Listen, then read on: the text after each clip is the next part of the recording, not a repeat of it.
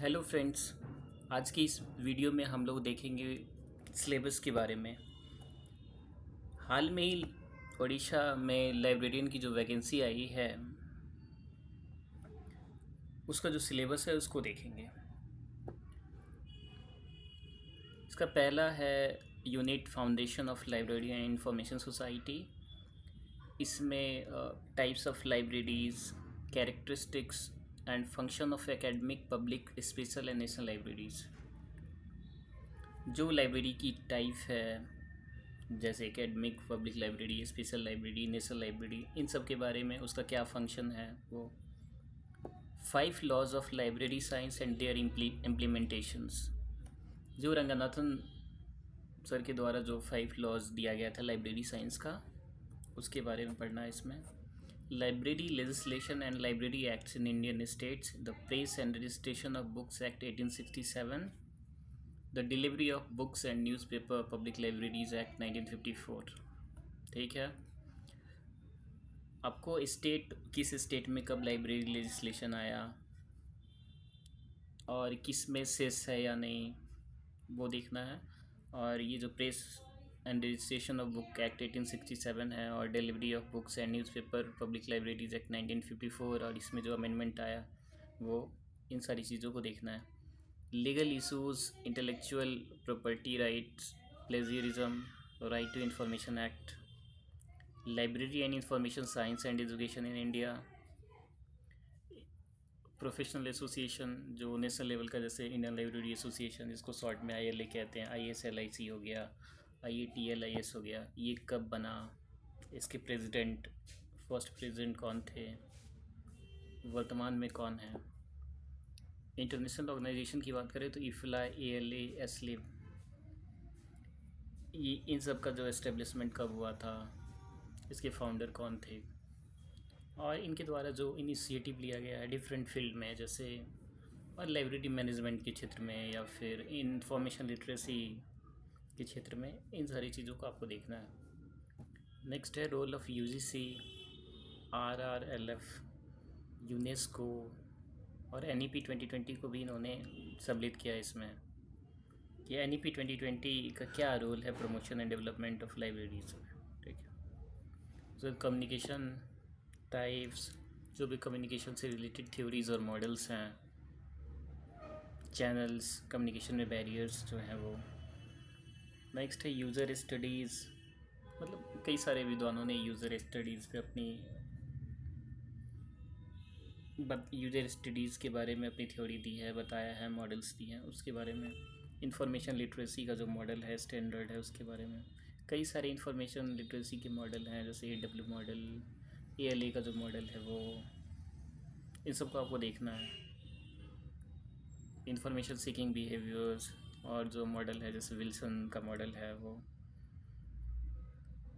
उसके बाद कई सारे मॉडल्स हैं इनसे रिलेटेड, कुलथाओ का मॉडल, इन सारे मॉडल्स को आपको देखना है, किसने दिया, उसमें क्या क्या है, कौन कौन से पॉइंट्स हैं। क्योंकि क्वेश्चन ऑब्जेक्टिव पूछा जाएगा तो वो डिटेल्स में नहीं जाएगा, वो मेजर पॉइंट्स ही आपको देखना है। Organisation and management of library information centre, management POSDCORB क्या होता है, साइंटिफिक मैनेजमेंट थ्योरी क्या होती है, और डिफरेंट क्लासिकल डिफरेंट मैनेजमेंट्स का जो थॉट है और उसके प्रोपाउंडर्स हैं उसके बारे में। Scientific management, human aspect of management, इन सब चीज़ों के बारे में।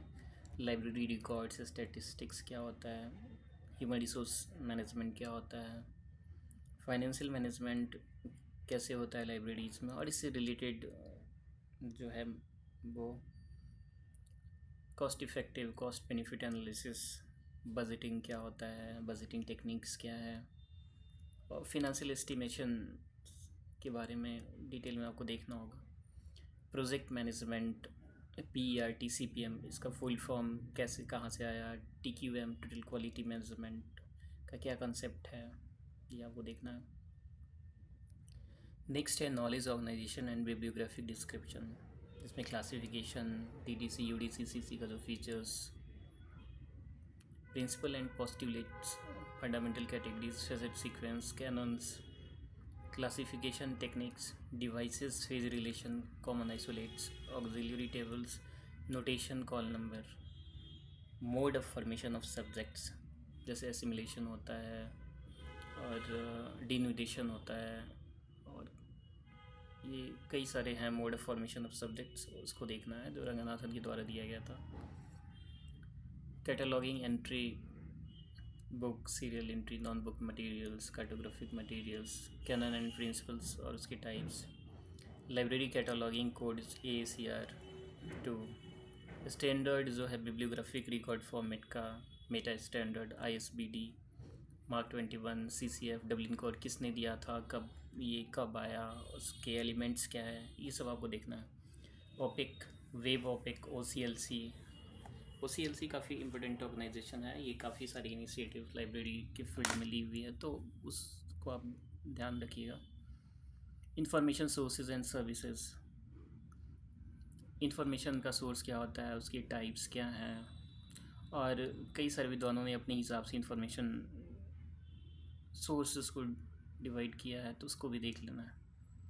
प्राइमरी इंफॉर्मेशन सोर्स क्या होता है, उसके क्या एग्जांपल्स हैं, second information source, tertiary information source, reference sources क्या होते हैं, उसकी क्या एग्जांपल्स हैं, जो इलेक्ट्रॉनिक इंफॉर्मेशन सोर्सेज क्या हैं, इंस्टीट्यूशनल सोर्सेज जो annual reports, directories, handbooks, manuals, bulletins होता है। ओपन एजुकेशनल सोर्सेज जो हैं स्वयं, NPT, LEPG, पाठशाला, और कई सारे इनिशिएटिव्स हैं जो इंडियन गवर्नमेंट लेवल पे और या फिर इंटरनेशनल लेवल पे भी कई सारे ऑर्गेनाइजेशन द्वारा ली गई है। Reference service and reference questions, reference services की जो टाइप होती है, रेडी रेफरेंस सर्विस क्या होता है, लॉन्ग रेंज रेफरेंस सर्विसेज क्या होता है, इसके बारे में। CAS यानी current awareness service, SDI selective dissemination of information, RSS-feed, ये सब क्या होता है, इन सब के बारे में देखना है।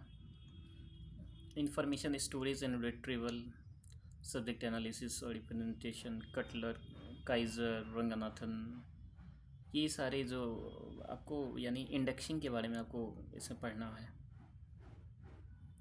SAR system compatibility study, need areas, standard protocols और इंटरऑपरेबिलिटी इशूज़ जो होती है ISAR सिस्टम्स में, उसके बारे में देखना है।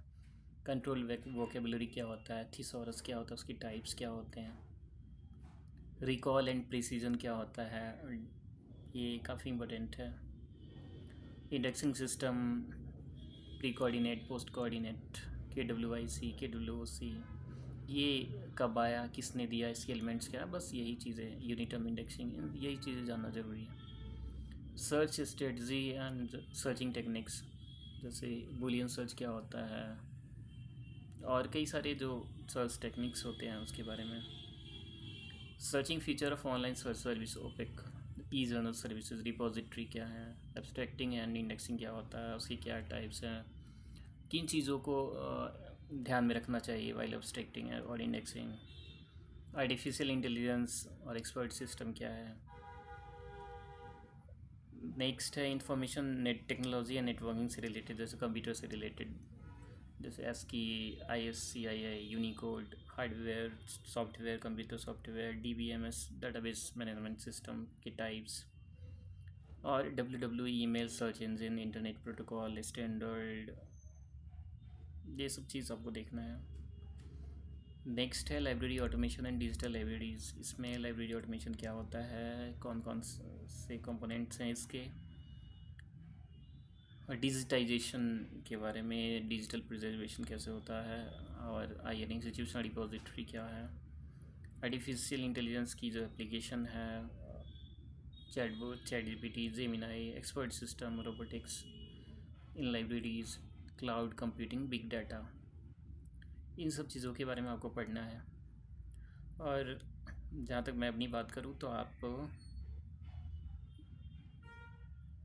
इन सब चीज़ों को EPG पाठशाला से पढ़ सकते हैं। आपको EPG पाठशाला की डॉक्यूमेंट्स को सेलेक्टिवली पढ़ना है, क्योंकि वो बहुत पेजेस हैं वहाँ पे, आप अपने सिलेबस के हिसाब से देखिए और जो टॉपिक वहाँ मेंशन है उसको पढ़िए, और फिर नेक्स्ट जो नहीं मेंशन है उसको नहीं पढ़िए, फिर आगे बढ़ जाइए। ऐसे करके आप EPG पाठशाला से की मटेरियल से आप इस एग्ज़ाम की अच्छी सी तैयारी कर सकते हैं।